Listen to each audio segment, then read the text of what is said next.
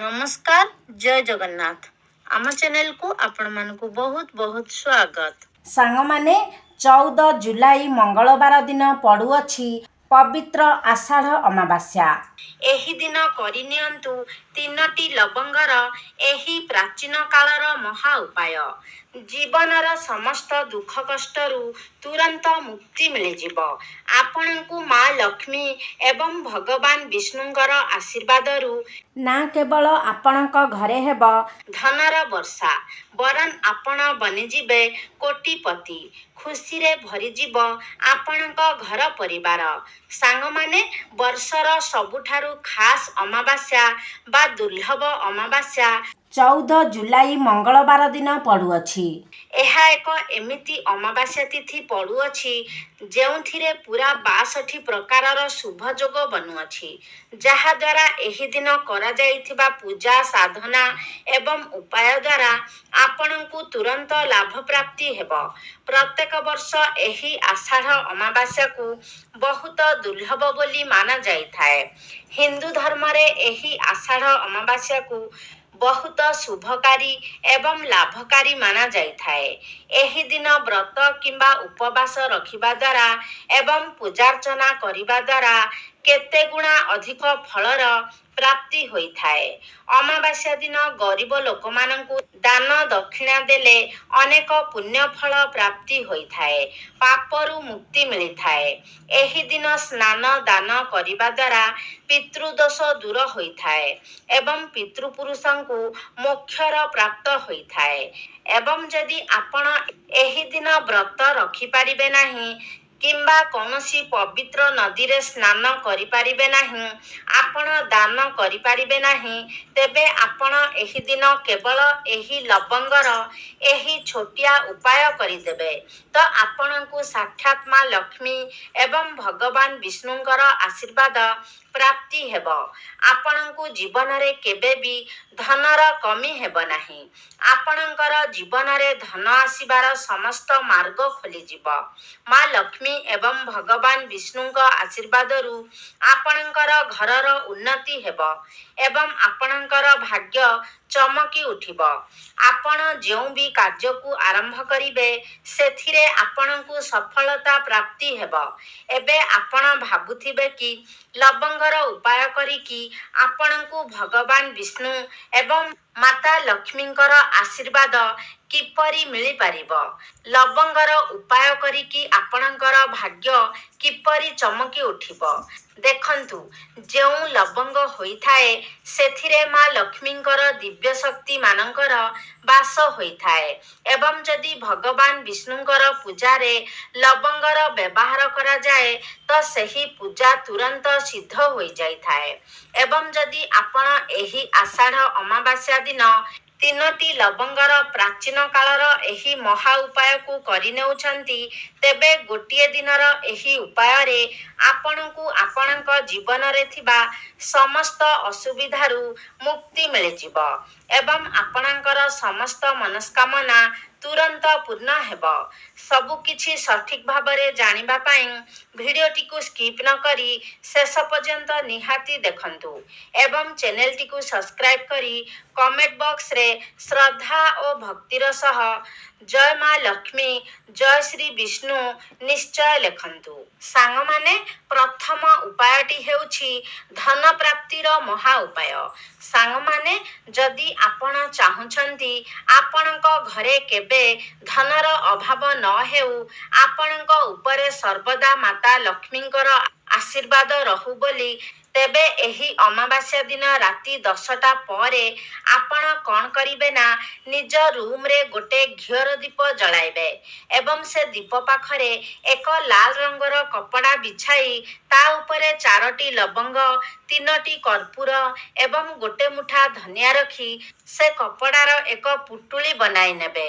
ସେ ପୁଟୁଳିକୁ ନିଜ ହାତରେ ଧରି 11 ଥର ମାତା ଲକ୍ଷ୍ମୀଙ୍କ ବୀଜ ମନ୍ତ୍ରକୁ ଜପ କରିବେ, କାରଣ 11 ସଂଖ୍ୟାଟି ମାତା ଲକ୍ଷ୍ମୀଙ୍କର ଅତ୍ୟନ୍ତ ପ୍ରିୟ ହୋଇଥାଏ। ମାତା ଲକ୍ଷ୍ମୀଙ୍କର ବୀଜ ମନ୍ତ୍ର ହେଉଛି ଓମ୍ ମହାଲକ୍ଷ୍ମୀ ନମଃ। कार्ड पर अप टू 60% ऑफ चल रहा है ऑलमोस्ट सभी आइटम। मैंने भी कुछ क्वर्की होम डेकोर के लिए आइटम मंगवा लिए। सभी प्रोडक्ट की एकदम प्रीमियम क्वालिटी है और अंडर बजट है, तो जाओ जल्दी ऑर्डर करो। ମାତା ଲକ୍ଷ୍ମୀଙ୍କର ବୀଜ ମନ୍ତ୍ର ହେଉଛି ଓମ୍ ମହାଲକ୍ଷ୍ମୀ ନମଃ। ଏହାପରେ ସେ ପୁଟୁଳିକୁ ନେଇ ନିଜ ଘରର ଆଲମିରାରେ ମାନେ ଯେଉଁ ସ୍ଥାନରେ ଆପଣ ଟଙ୍କା ସୁନା ଆଦି ରଖୁଛନ୍ତି ସେ ସ୍ଥାନରେ ରଖିଦେବେ। ଅମାବାସ୍ୟା ଦିନ ରାତିରେ ଏହି ଉପାୟଟି କରିନେଲେ ଏ ପୁଟୁଳିଟି ଅଭିମନ୍ତ୍ରିତ ହୋଇଯିବ ଏବଂ ଚୁମ୍ବକ ପରି ଆପଣଙ୍କ ଗୃହକୁ ଟଙ୍କା ଆକର୍ଷଣ କରିବ। ଏହି ଉପାୟଟି କଲେ ଆପଣଙ୍କ ଜୀବନରେ ଧନର ଆଗମନ ହେବ। ଆପଣଙ୍କ ଜୀବନରେ ଯେଉଁ ଧନ ଆସିବ ସେଥିରେ ବୃଦ୍ଧି ଘଟିବ। ଏହାର ପ୍ରୟୋଗ କେବେ ବି ବିଫଳ ହୁଏ ନାହିଁ। ଏହାପରର ଉପାୟଟି ହେଉଛି ରୋଗମୁକ୍ତିର ମହା ଉପାୟ। ସାଙ୍ଗମାନେ, ଯଦି ଆପଣ ବାରମ୍ବାର ଅସୁସ୍ଥ ହେଉଛନ୍ତି, ବେମାର ଆପଣଙ୍କ ପିଛା ଛାଡୁନାହିଁ, ଟଙ୍କା ଖର୍ଚ୍ଚ କରି କରି ଆପଣ ଥକିଗଲେଣି, ତେବେ ଏହି ଅମାବାସ୍ୟା ଦିନ ଏହି ଛୋଟ ଉପାୟଟିକୁ ନିଶ୍ଚୟ କରନ୍ତୁ ଏବଂ ବିଶ୍ୱାସ ରଖନ୍ତୁ ଏ ଉପାୟ କଲା ପରେ ଆପଣଙ୍କୁ ରୋଗରୁ ମୁକ୍ତି ମିଳିଯିବ। ଆପଣ କ'ଣ କରିବେ ନା, ଏହି ଅମାବାସ୍ୟା ଦିନ ଆପଣ ଗୋଟେ ପିତ୍ତଳ ବାସନ ନେବେ ଏବଂ ସେଥିରେ 3ଟି ଲବଙ୍ଗ ନେଇ ସେ ରୋଗୀର ମୁଣ୍ଡରେ ଛୁଆଇ ଆଣି ସେ ପିତ୍ତଳ ବାସନରେ ରଖିବେ। ଏହାପରେ ସେ ପିତ୍ତଳ ବାସନକୁ ନିଜ ଘରର ଛାତ ଉପରେ ମାନେ ସୂର୍ଯ୍ୟକିରଣ ପଡୁଥିବା ସ୍ଥାନରେ ନେଇକି ରଖିଦେବେ। ଏହାପରେ ତା ପରଦିନ ସେ 3ଟି ଲବଙ୍ଗକୁ ଜଳାଇ ଦେବେ। କେବଳ ଏତିକି ଉପାୟ କରିନେଲେ ଆପଣ ରୋଗମୁକ୍ତ ହୋଇଯିବେ। ତୃତୀୟ ଉପାୟଟି ହେଉଛି ଅନାବଶ୍ୟକ ଖର୍ଚ୍ଚରୁ ମୁକ୍ତି ପାଇବାର ମହା ଉପାୟ। ସାଙ୍ଗମାନେ, ଯଦି ଆପଣଙ୍କର ଜୀବନରେ ଟଙ୍କା ଆସୁଅଛି କିନ୍ତୁ ରହୁନାହିଁ, ଅନାବଶ୍ୟକ ଖର୍ଚ୍ଚ ଆପଣଙ୍କ ଦିନକୁ ଦିନ ବଢ଼ି ଚାଲିଛି କିମ୍ବା ଆପଣଙ୍କ ଜୀବନରେ ଧନ ଆସିବା ବନ୍ଦ ହୋଇଯାଇଛି, ଆପଣ ଆର୍ଥିକ ସଙ୍କଟର ସାମ୍ନା କରୁଛନ୍ତି, ଆପଣ କରଜରୁ ମୁକ୍ତି ପାଇପାରୁନାହାନ୍ତି କିମ୍ବା କିଛି ଦଶା ଆପଣଙ୍କର କୁଣ୍ଡଳୀରେ ରହୁଅଛି, ତେବେ ଆପଣ କ'ଣ କରିବେ ନା, ଅମାବାସ୍ୟା ଦିନ ରାତି 10ଟା ପରେ ଗୋଟେ ଲାଲ କପଡ଼ା ନେବେ। ଲାଲ କପଡ଼ାରେ ଗୋଟେ ମୁଠା ଲବଙ୍ଗ ରଖି ସେ କପଡ଼ାର ଏକ ପୁଟୁଳି ବନାଇ ନେବେ ଏବଂ ନିଜ ଘରର ପୂଜା ଘରେ ସେ ପୁଟୁଳିକୁ ରଖିଦେବେ। ତା ପରଦିନ ଯାଇ ସେ ପୁଟୁଳିକୁ ମନ୍ଦିର ବାହାରେ ବସିଥିବା ଭିକାରୀଙ୍କୁ ଦାନ କରିଦେବେ। ଏହି ଉପାୟ କଲେ ସମସ୍ତ ପ୍ରକାରର ଦଶା ଆପଣଙ୍କର କୁଣ୍ଡଳୀରୁ ହଟିଯିବ ଏବଂ ଆପଣଙ୍କ ଜୀବନରେ ଆର୍ଥିକ କଷ୍ଟ ମଧ୍ୟ ଦୂରେଇ ଯିବ। ଏହି ଉପାୟ କଲେ ଆପଣ ଅନାବଶ୍ୟକ ଖର୍ଚ୍ଚରୁ ମଧ୍ୟ ମୁକ୍ତି ପାଇଯିବେ। ଚତୁର୍ଥ ଉପାୟଟି ହେଉଛି ଘରର ଉନ୍ନତିର ମହା ଉପାୟ।